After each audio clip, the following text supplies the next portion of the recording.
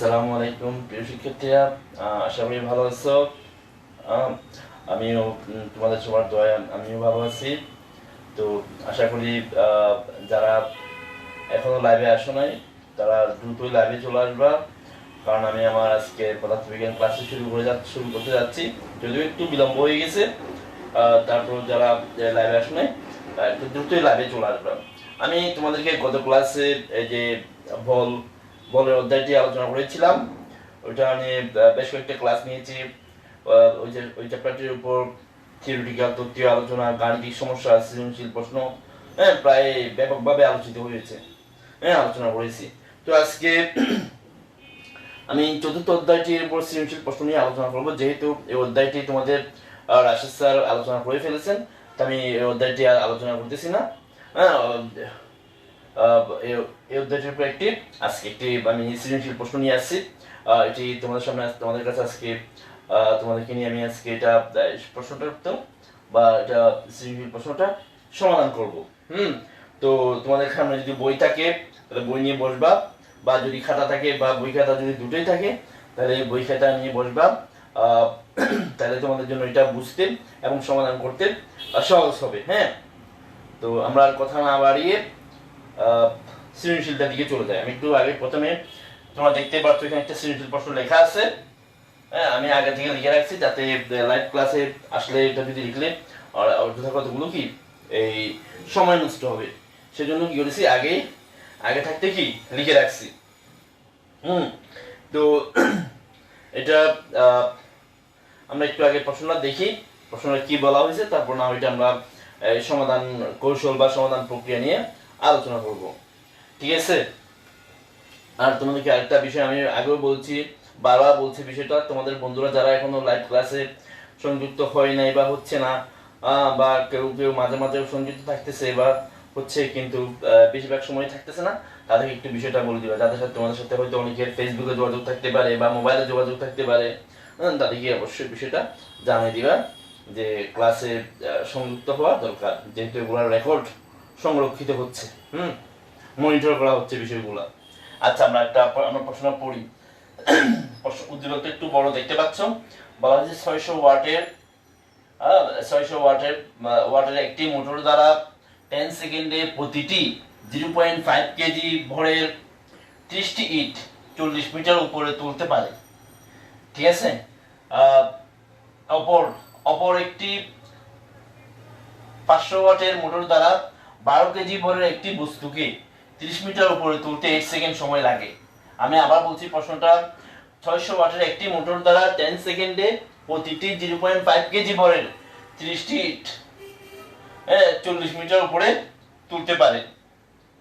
একইভাবে অপর একটি 500 ওয়াটের মোটর দ্বারা 12 কেজি ভরের একটি বস্তুকে 30 মিটার উপরে তুলতে 8 সেকেন্ড সময় লাগে। এই ছিল উদ্দীপকের তথ্য। অর্থাৎ এই যে এই কতগুলো ইটের বিষয়ে বলা হয়েছে, ইট কয়টা, 30টা ইট, যেখানে প্রতিটি ইটের ভর 0.5 কেজি। ওই ইটগুলো 10 সেকেন্ডে 40 মিটার উপরে তুলতে 600 ওয়াটের একটি মোটরের তুলতে পারে। 10 সেকেন্ডে 40 মিটার উপরে তুলতে পারে। অপর একটি মোটরের কথা বলা হয়েছে যার ক্ষমতা হলো 500 ওয়াট, যেটা 12 কেজি ভরের একটি বস্তুকে 30 মিটার উপরে তুলতে 8 সেকেন্ড সময় লাগে। এখন গ নাম্বার আমাদের প্রশ্নটা কি দেখো, প্রথম মোটরটির শক্তির অপচয় কত, এটা বের করতে হবে। তারপরে ঘ নাম্বারে বলা হয়েছে যে কোন মোটরটির কর্মদক্ষতা বেশি, বিশ্লেষণ করো। এই যে দুইটা মোটরের কথা বলা হয়েছে, দুইটা মোটরের মধ্যে কোন মোটরটার কর্মদক্ষতা বেশি সেটা আমাদের বের করতে হবে। ঠিক আছে? তো আশা করি তোমরা বুঝে নিয়েছো তথ্যগুলো। তো আমরা এখন কাজ শুরু করি কাজ। এর আগে একটু করে বলা হয়েছে প্রথম নাম্বার প্রশ্নটা, প্রথম মোটরটির শক্তির অপচয় কত। তো সেটা যদি আমরা জানতে চাই, আমাদেরকে দুইটা বিষয় নির্ণয় করতে হবে। শক্তির অপচয় কত, এটা যদি আমরা নির্ণয় করতে চাই বা বের করতে চাই, আমাদেরকে দুইটা হিসাব করতে হবে। হিসেবগুলো কি কি? প্রথমত মোটরটার প্রদত্ত ক্ষমতা বা প্রদত্ত শক্তি কত এটা ব্যয় করতে হবে, ঠিক আছে? প্রদত্ত ক্ষমতা বা প্রদত্ত শক্তি কত, প্রদত্ত শক্তি ব্যয় করতে হবে, এবং এরপরে যেটা ব্যয় করতে হবে আমাদেরকে কার্যকর লব্য কার্যকর শক্তি বা কার্যকর শক্তি, লব্য কার্যকর শক্তি বা কার্যকর শক্তি ব্যয় করতে হবে। সেখান থেকে যখন আমরা দুইটা বিষয় তোমাদেরকে জানতে হবে। বিষয়টা হলো কি, একটা হলো কি প্রদত্ত শক্তি ব্যয় করতে হবে, হ্যাঁ, আরেকটা হলো কি লব্য কার্যকর শক্তি। এই দুইটা হিসাব আমাদের করে নিতে হবে, তারপর আমরা এটা বের করে দিতে পারবো। প্রথম মোটরটির শক্তির অপচয় কত। শক্তির অপচয়টা কি, অর্থাৎ মোটরটার মধ্যে যে পরিমাণ শক্তি বা ক্ষমতা দেওয়া হয়েছে, মোটরটার মধ্যে যে পরিমাণ শক্তি বা ক্ষমতা দেওয়া হয়েছে সেটা যথাযথ পরিবেশ বা পরিস্থিতিতে তার থেকে আমরা কি পরিমাণ শক্তি পাচ্ছি, আমি সাপোজ একটু তোমাদেরকে হিসাবটা উদাহরণ মনে করো যে মোটরটার মধ্যে যে পরিমাণ ক্ষমতা দেওয়া হয়েছে সে অনুযায়ী তার শক্তি হলো E1, কিন্তু আমরা একটা ভিন্ন পরিবেশ বা পরিস্থিতিতে একটা সেই মোটরটা থেকে কার্যকর শক্তি পাচ্ছি E2, লব্য কার্যকর শক্তি বা কার্যকর শক্তি পাচ্ছি E2, ঠিক আছে? তাইলে শক্তির অপচয়টা হবে এই পরিমাণ শক্তি বা E1 পরিমাণ শক্তি মোটরের মধ্যে দেওয়া ছিল, আর আমরা পাচ্ছি যে কার্যকর শক্তি বা লব্য কার্যকর শক্তি E2, তাহলে শক্তির অপচয় হবে যে U1 - E2। এটা থেকে এটা বিয়োগ করলে আমরা পেয়ে যাব। তাহলে আমাদের প্রথম বের করতে হবে যে মোটরটির মধ্যে কি পরিমাণ শক্তি দেয়া আছে, প্রদত্ত শক্তি, যেটাকে আমরা বলি কি বলি প্রদত্ত শক্তি। তারপর আমরা বের করব যে এটা এই মোটরটার লব্য কার্যকর শক্তি। এই দুটো বের করে এই যে একটা থেকে একটা বিয়োগ করলে আমরা শক্তির অপচয়ের পরিমাণটা পেয়ে যাব।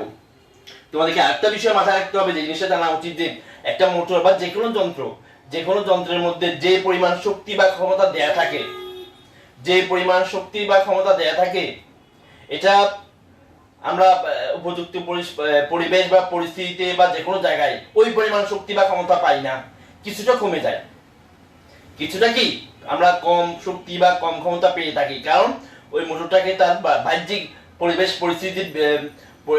পরিস্থিতির জন্য কিছুটা কি করতে হয়, কাজ করতে হয়। যেমন উচ্চতা পরিবর্তন করতে পারে, আর পারিপার্শ্বিক বিভিন্ন কি প্রভাবক বিভিন্ন পরিবেশের কি উপাদানে কি পরিবর্তনের কারণে সে তার পরিপূর্ণ ক্ষমতায় কাজ করতে পারে না, তারপরে তার কিছু শক্তি বা ক্ষমতা কি হয় অপচয় ঘটে।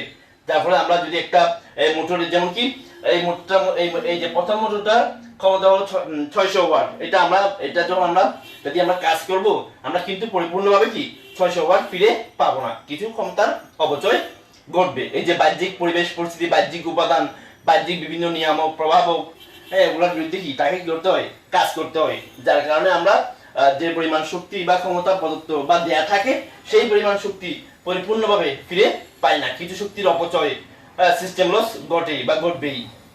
তাইলে আমরা শুরু করি। আমি এগুলো মুছে দিচ্ছি, যেহেতু এদিকে আমার জায়গা নাই, উদ্দীপকটা থাকলে থাকতে পারে, হ্যাঁ, এদিকে এগুলা আমি মুছে দিই প্রশ্নগুলা। তাইলে প্রথম অংশটা কি বের করতে হবে, এই যে কি প্রথম মোটরের শক্তির অপচয় কত। তাহলে আমরা ব্যয় করি গ নাম্বার প্রশ্নটা করব, লব্য কার্যকর শক্তি ব্যয় করবো আমরা, লব্য কার্যকর শক্তি W1 = mgh, ঠিক আছে? এটা আমরা বের করব। হ্যাঁ, এখানে ভর m হলো প্রথম মোটরের জন্য, খেয়াল করো বিষয়টা 0.5 কেজি ভরের কয়টা ইট তুলতে হয়েছে, 30টা। 0.5 কেজি ভরের কয়টা ইট, 30টা। তাহলে মোট ভর হবে 0.5 গুণ 30, যেহেতু কি 0.5 কেজি ভরে কয়টা ইট কি তুলতে হয়েছে, 30টা ইট কি তুলতে হয়েছে। তাহলে এখানে আমি কেজি দিলাম কেজি, এটাকে আমরা একটু গুণ করে হিসাব করি কত আসে। তোমাদের কাছে ক্যালকুলেটর থাকলে তোমরা ক্যালকুলেটর দিয়ে করো। 0.5 গুণন 30, তাহলে কত পাওয়া গেল? 15 কেজি। কত পেলাম আমরা? 15 কেজি। তারপরে জি, অভিকর্ষ ত্বরণ জি এর মান তোমরা অবশ্যই জানো, 9.8 মিটার পার সেকেন্ড স্কয়ার। তারপর এইচ, উচ্চতা এইচ, উচ্চতা কতটুকু উচ্চতা বলছে? এই যে 40 মিটার, 40 মিটার। ঠিক আছে, তাহলে এখন আমরা এখানে মানগুলো বসাই দিই। এম এর মান হলো 15, জি এর মান 9.8, এইচ এর মান 40। এই যে এত জুল, এত জুল পরিমাণ হলো কি লব্য কার্যকর শক্তি। ঠিক আছে, এটা হলো কি লব্য কার্যকর শক্তি। অর্থাৎ আমরা এই মোটরটাকে যদি যখন আমরা কাজে লাগাবো, এই যে 10 সেকেন্ডে 0.5 কেজি 30টা একে 40 মিটার উপরে তোলার চেষ্টা করেছে বা তোলা হয়েছে, সেক্ষেত্রে আমরা মোটরটা থেকে কি পরিমাণ শক্তি পাচ্ছিলাম বা কি পরিমাণ কার্যকর শক্তি পাওয়া গেছে, সেটা আমরা এখন কি করতেছি? নির্ণয় করতেছি। হ্যাঁ, তাহলে আমরা এগুলো একটু গুণ করি, কত আসে দেখি। 15 গুণন 9.8 গুণন 40, তাহলে আমরা 5880 জুল। এটাই হলো কি লব্য কার্যকর শক্তি। এই মোটরটা থেকে কি এই পরিমাণ শক্তি আমরা কার্যকর শক্তি হিসেবে কি পাচ্ছিলাম। ঠিক আছে, এবার এটাকে আমি একটু কোথাও এখানে লিখে নেই, লিখে যেহেতু আমার মুছে দিতে হবে, যেহেতু জায়গা নাই। হ্যাঁ, এগুলো আমি মুছে দিই। তাহলে আমরা লব্য কার্যকর শক্তি W1 সমান কত পেয়েছি?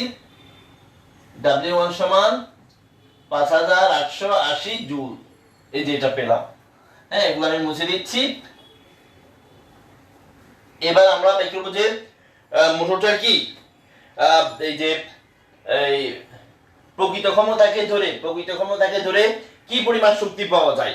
ঠিক আছে, প্রকৃত ক্ষমতাকে ধরে কি, তাহলে আমরা লিখি, আমরা জানি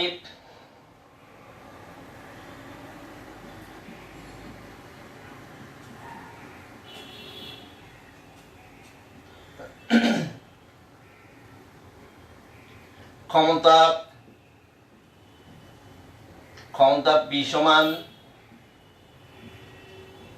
W/T। ক্ষমতা P সমান কি W/T, অর্থাৎ কাজ বাই সময়, কাজ বাই কি সময়। এখন আমরা যদি এই যে এখানে যদি R গুণন করি, R গুণন করলে কি পাওয়া যাবে? PT সমান W বা W সমান কি PT। এর P হলো কি ক্ষমতা, P হলো কি ক্ষমতা। তাহলে ক্ষমতা কত? 600 ওয়াট। আর টাইম, এই মোটরটা কয় সেকেন্ড ধরে কাজ করছে? 10 সেকেন্ড। 10 সেকেন্ড।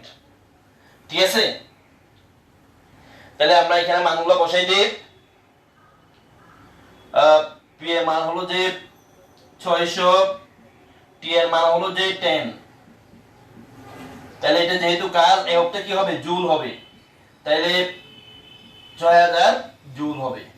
তাহলে মোটরটা যদি 10 সেকেন্ড ধরে কাজ করে, তাহলে সে কি পরিমাণ শক্তি সে কি করে ব্যয় করে? 6000 জুল শক্তি ব্যয় করে। এটা তাহলে আমরা প্রকৃত ক্ষমতাকে ক্ষমতা ধরে কি এই পরিমাণ শক্তি কি করে ব্যয় করে পেয়েছি আমরা। তার এই যে একটা ক্ষমতা দেয়া আছে প্রকৃত ক্ষমতা, সেটাকে কি ধরে আমরা পেলাম দেখি সে মোটরটা যদি কি 10 সেকেন্ড ধরে কাজ করে সে 6000 জুল শক্তি ব্যয় করে। তাহলে আমরা একটু বিষয়টা লিখে নেই। সুতরাং মোটরটি 10 সেকেন্ড ধরে কাজ করলে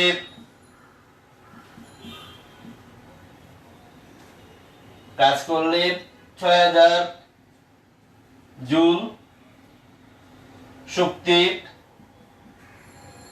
ব্যয় করে। ঠিক আছে, 10 সেকেন্ড ধরে যদি কাজ করে মোট 6000 জুল শক্তি ব্যয় করে। তাহলে এখন আমরা এটা বাই করে ফেলি। অপচয়কৃত শক্তির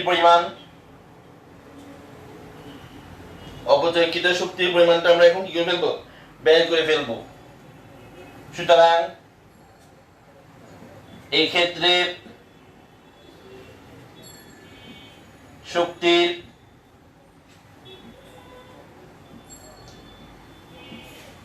অপচয়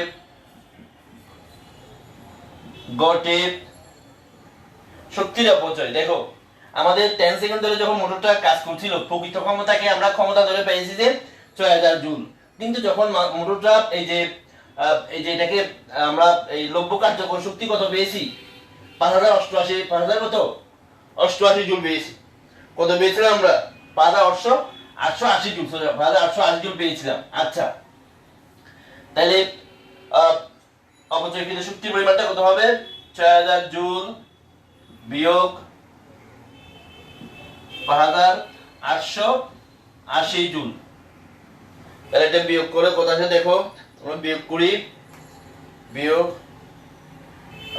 6000 বিয়োগ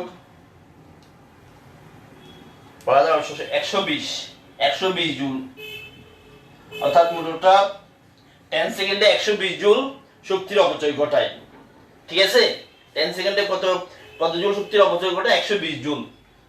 তাহলে আমি আমি আমি তোমাদেরকে সামারিটা একটু আবার বলতেছি বিষয়টা। আমরা যেটা করেছি প্রথমে মোটরটা লব্য কার্যকর শক্তি বের করেছি, লব্য কার্যকর শক্তি বের করেছি। সেটা কিভাবে বের করেছি, আমরা জানি যে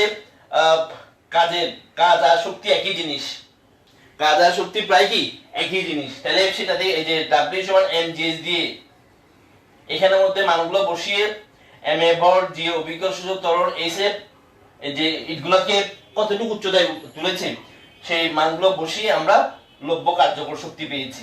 ঠিক আছে, এটা একটা বিষয়। আবার একটু আগে যেটা করেছি আমরা মোটরটির ক্ষমতা ধরে এই যেটা ক্ষমতা দেয়া আছে, হ্যাঁ ক্ষমতাকে প্রদত্ত ক্ষমতাকে ক্ষমতা ধরে আমরা মোটরটির এই যে 10 সেকেন্ডে কি পরিমাণ শক্তি সে ব্যয় করে সেটা আমরা পেয়েছি 6000 জুল শক্তি সে কি করে 10 সেকেন্ডে ব্যয় করে।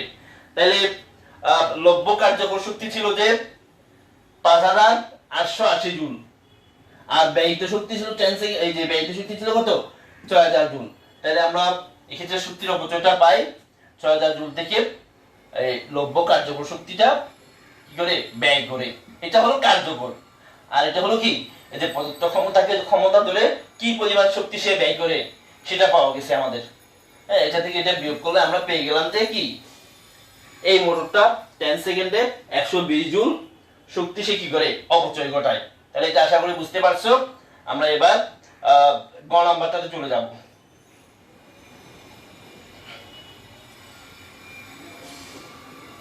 গ নাম্বারটা, ঠিক আছে, আমরা গ নাম্বারটা শুরু করি। খেয়াল করো বিষয়টা,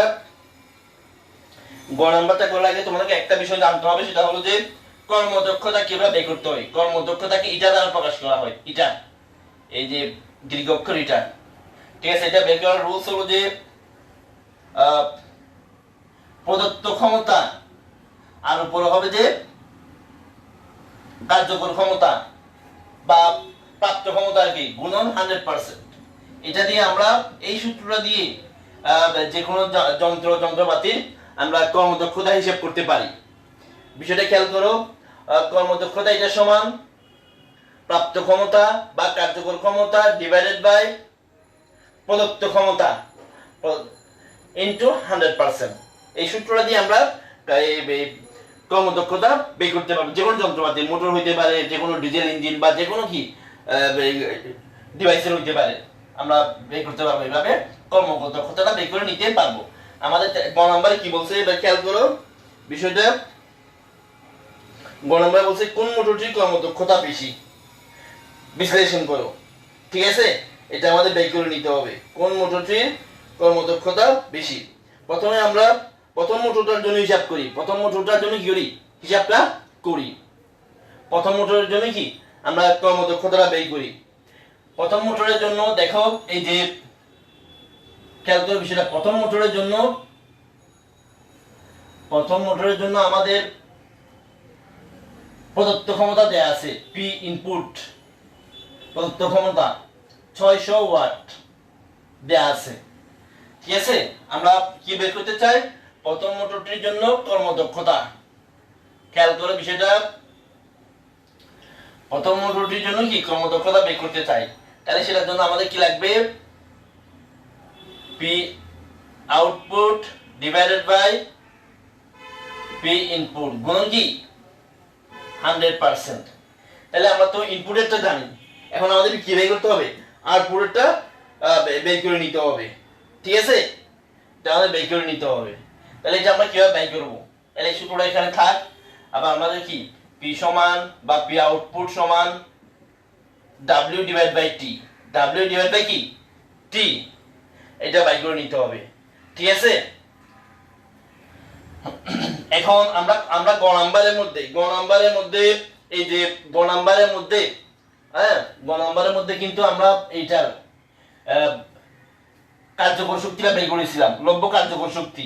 অর্থাৎ আমি এটা একটু আবার দেখাই, এই যে এটা W সমান mgh, হ্যাঁ m এর মান হলো কত 0.5, কয়টা ইট 0.5 একটু বড় করে লিখি, 0.5 ইট কয়টা ছিল 30টা, m ভর মোট ভর 30টা ইট তুলতে হবে, 30টা ইট তুলতে পেরেছে, 30 দিলাম গুণন জি হলো 9.8, উচ্চতা হলো 40। এই যে এই মানগুলো বসিয়ে আমরা কত পেয়েছিলাম একটু আগে গ নাম্বার এটা বের করেছিলাম কিন্তু আমরা। আমি তারপর আবার তোমাদের বোঝার জন্য আমি আবার করতেছি, 0.5 গুণন 30 গুণন 9.8 গুণন 40 কত পাবো বলেছে 5880, 5880 জুল। ঠিক আছে, মানগুলো বসাই নিলাম, 5880। টাইম সময় কতক্ষণ লাগছিল 10 সেকেন্ড, কয় সেকেন্ড লাগছিল 10 সেকেন্ড। তাহলে আমরা এখান থেকে ইয়ে করে ক্ষমতাটা পেয়ে যেতে পারি, কত হবে এটার সাথে শূন্য কাটাকাটি গেল 588 ওয়াট, 588 ওয়াট। এটা হলো কি হ্যাঁ কার্যকর ক্ষমতা বা প্রাপ্ত ক্ষমতা, আউটপুট কি আউটপুট পাওয়ার। আউটপুট পাওয়ারটা হলো এই মোটরটা 588। তাহলে এগুলো আমি একটু মুছে দেই। এখন এখানের মধ্যে আমি সূত্রের মধ্যে মানগুলো বসাবো, সূত্রের মধ্যে মানগুলো বসাই। এই যে এখন এটা বাই করলাম, পি আউটপুট 588। পি আউটপুট মানে আমি আগেও বলেছি যে কি এটা হলো কি কার্যকর ক্ষমতা বা প্রাপ্ত ক্ষমতা, কি পরিমাণ ক্ষমতা আমরা একটা ইঞ্জিন থেকে বা একটা যে যন্ত্রপাতি থেকে পাচ্ছি। আর পি ইনপুট মানে প্রদত্ত ক্ষমতা, যে ক্ষমতাটা দেয়া ছিল, হ্যাঁ কোনো ম্যানুফ্যাকচারার কোম্পানি উৎপাদনকারী কোম্পানি বা ফ্যাক্টরিতে যে পরিমাণ ক্ষমতাটা দেয়া ছিল এই মোটরটার জন্য, সেই ক্ষমতাটা হলো 600 ওয়াট। তাহলে আমরা বসাই 600 ওয়াট গুণন 100%। হ্যাঁ এই হিসাবটা করো তোমরা, একটু ভাগটা করো কত আসে, ভাগটা করে দেখো। তাইলে 588 ভাগ 600 গুণন 100, 98% পেলাম, 98% পাওয়া গেল। এখন এটা এই প্রথম মোটরটা কি কর্মদক্ষতা পেলাম, এটা আমি একটু এখানে লিখে রাখি। প্রথম মোটরটা কর্মদক্ষতা এটা 1 ইকুয়াল টু 98%। এবার আমরা দ্বিতীয় মোটরটার জন্য হিসাব করব, দ্বিতীয় মোটরটার জন্য একইভাবে হিসাব নিকাশ সেগুলো করব।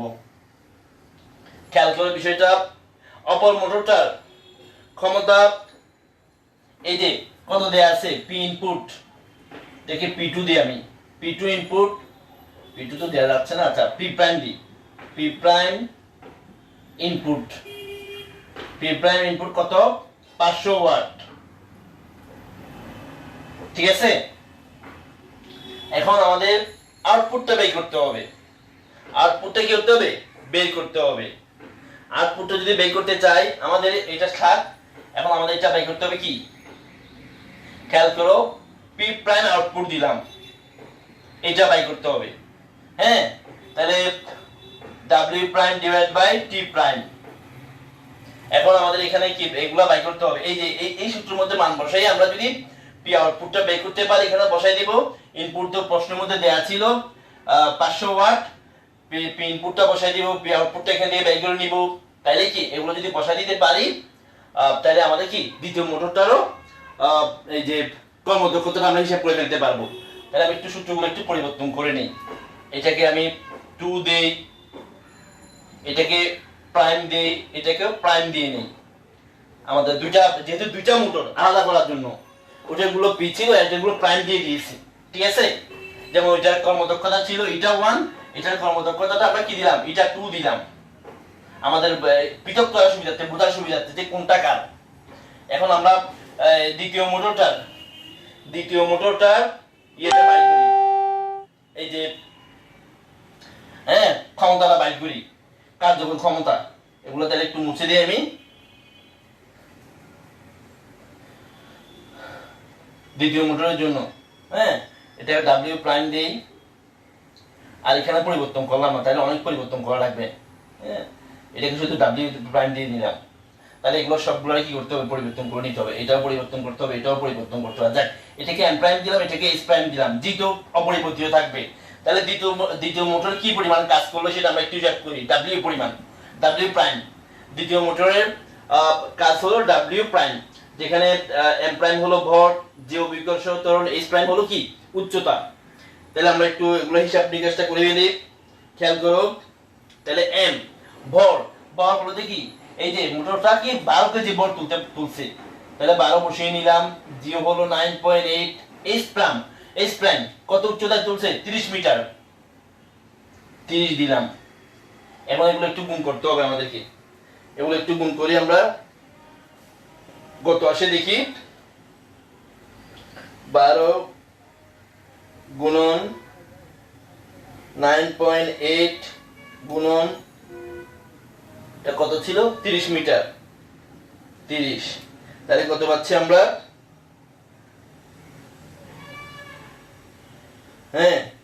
খেয়াল করো বিষয়টা।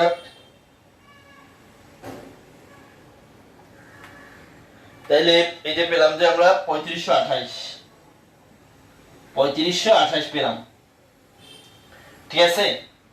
এটা এখানে বসাই দিই আমি, 3528 জুল, 3512 গুণ 9.8 30, 3528 জুল, জুল লিখলাম না। তারপরে সময়, কতক্ষণ সময় লাগছে, 8 সেকেন্ড, 8 সেকেন্ড ডিভাইডেড বাই 8, এটা ক্ষমতা একক ওয়াট হবে, ভাগ 8, কত বলে আমি 441, 441 ওয়াট, ঠিক আছে। তাহলে আমরা আউটপুটটাও পেয়ে গেলাম। ইনপুট তো প্রশ্ন দেয়াই ছিল 500 ওয়াট, অর্থাৎ প্রদত্ত ক্ষমতা 500 ওয়াট দেয়া ছিল, আর প্রাপ্ত ক্ষমতা বা কার্যকর ক্ষমতা এখন পেলাম 441 ওয়াট।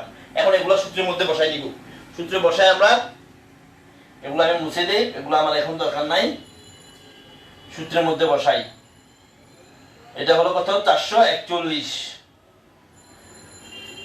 প্রদত্ত ক্ষমতা ইনপুট 500 গুণন 100%। তাহলে এখন এটা আমরা একটু ভাগ করি, কত আসে দেখি, 441 ভাগ 500 গুণন 100, 88.2%। এটা হলো কি দ্বিতীয় মোটরটা, এই যে কর্মদক্ষতা। প্রথম মোটরটা কর্মদক্ষতা ছিল এত, তাহলে আমরা দেখতে পাচ্ছি যে এখানে কি এই যে দ্বিতীয় মোটরটির কর্মদক্ষতা বেশি, দ্বিতীয় মোটরটির কি কর্মদক্ষতা বেশি, গ্রেটার দেন কি দ্বিতীয় মোটরটার কর্মদক্ষতা কম, প্রথম মোটরটার কর্মদক্ষতা বেশি, তাহলে গ্রেটার দেন এটা 1। এখানে প্রথম মোটরটির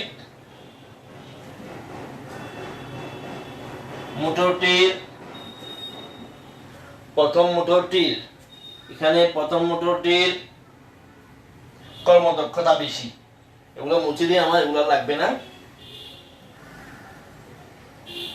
প্রথম মোটরটির কর্মদক্ষতা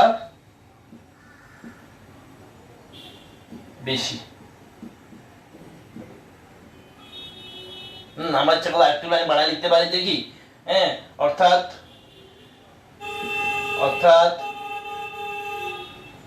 প্রথম মোটরটির কর্মদক্ষতা, প্রথম মোটরটির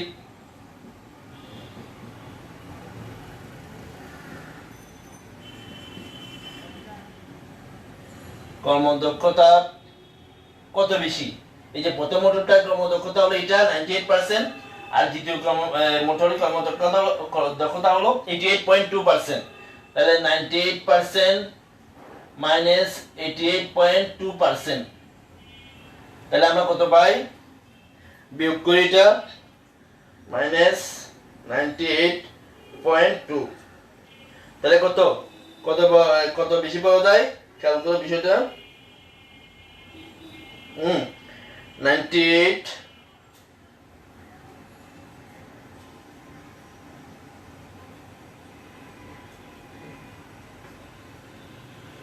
98 মাইনাস 88.2, তাহলে আমরা পাচ্ছি যে কত? 9.8%। ঠিক আছে, তাহলে প্রথম মোটরটির কর্মদক্ষতা দ্বিতীয় মোটরটি থেকে প্রায় দ্বিতীয় মোটরটি কত? 9.8% বেশি। আশা করি সবাই এটা বুঝতে পারছো। হ্যাঁ, আমি একটু মুছে দিচ্ছি।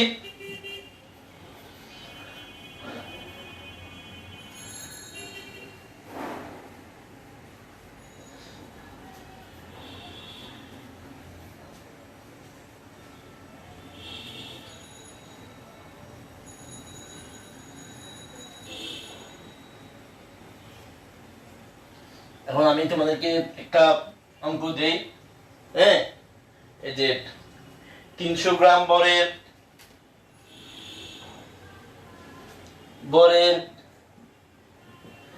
একটি বস্তুকে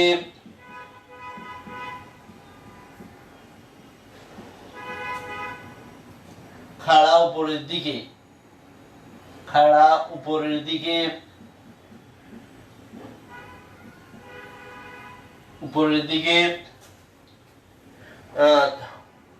40 মিটার পার সেকেন্ড বেগে নিক্ষেপ করলে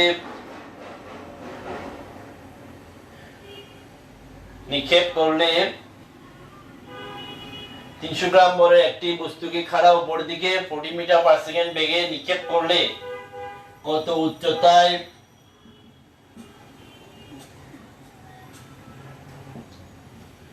উচ্চতায় বস্তুটির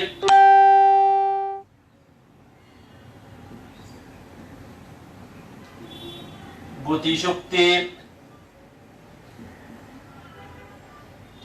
ও বিভব শক্তি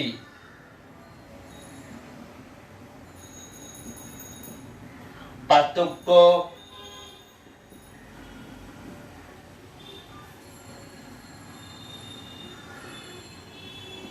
শূন্য হবে। এটা তোমাদের জন্য কাজ থাকবে আগামী দিনের। খেয়াল করে বিষয়টা, আমি প্রশ্নটা তোমাদেরকে আমি আবার একটু পড়ে শোনাচ্ছি। 300 গ্রাম বরের একটি বস্তুকে খাড়া উপরের দিকে 40 মিটার পার সেকেন্ড বেগে নিক্ষেপ করলে কত উচ্চতায় বস্তুটির গতিশক্তি ও বিভব শক্তির পার্থক্য শূন্য হবে। এটা তোমাদের বের করতে হবে।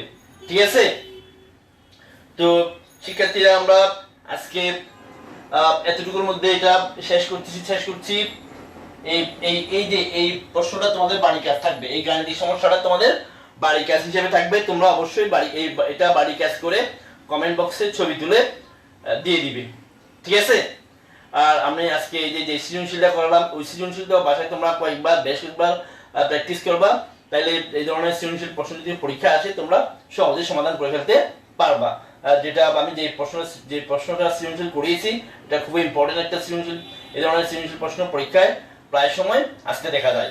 ঠিক আছে, তো তোমরা অবশ্যই এই সৃজনশীল প্রশ্নটা বাসায় কয়েকবার প্র্যাকটিস করে ফেলবা। ঠিক আছে, আর যে একটা বাড়ি কাজ দিলাম ওটা হচ্ছে একটু অন্য নিয়মে, তোমরা চেষ্টা করো বাড়ি কাজ এটা করে ফেলার। যদি না পারো আমাকে কমেন্টে জানাবা, আমি আগামী ক্লাসে এটা সমাধান করে দিব। তবে তোমরা বইয়ের সাহায্য নিয়ে চেষ্টা করবা যে এটা পারতেছো কিনা বা পারো কিনা।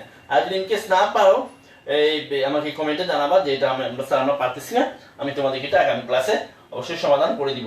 তো আজকে আমরা আজকে প্রায় শেষের দিকে চলে আসছি।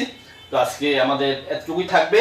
তো তোমরা সে পর্যন্ত বাসায় বসে বসে আমাদের বিভিন্ন আমাদের স্যাররা সম্মানিত স্যাররা বিভিন্ন ক্লাস নিচ্ছে অনলাইনে, তোমরা ক্লাসগুলো দেখবা, বাসায় সে অনুযায়ী পড়াশোনা চালিয়ে নিবা যতটুকু পারো, যতটুকু পারা যায় আর কি, ঠিক আছে?